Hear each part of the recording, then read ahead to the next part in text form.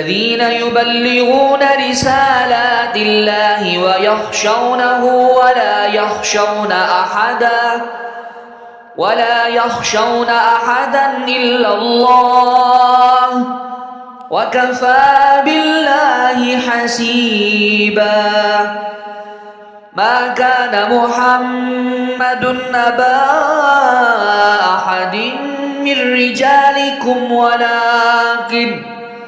ولكن رسول الله وخاتم النبيين وكان الله بكل شيء عليما. يا أيها الذين آمنوا اذكروا الله ذكرا كثيرا وسبحوه بكرة وأصيلا. هو الذي يصلي عليكم وملائكته ليخرجكم من الظلمات إلى النور وكان بالمؤمنين رحيما. تحيتهم يوم يلقونه سلام وأعد لهم أجرا كريما.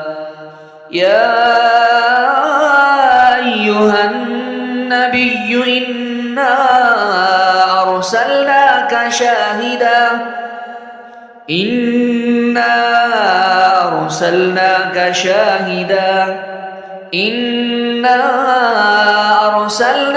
شاهدا ومبشرا ونذيرا وداعيا إلى الله بإذنه وسراجا منيرا.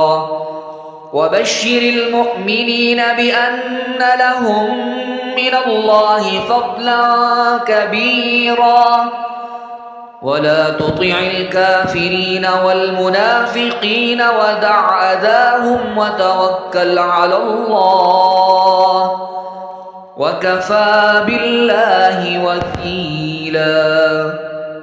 يا أيها الذين آمنوا إذا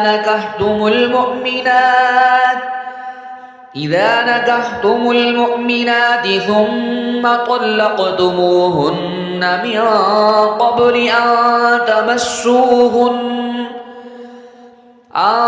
تمسوهن فما لكم عليهن من عدة تعتدونها فمتعوهن وسرحوهن سراحا جميلا.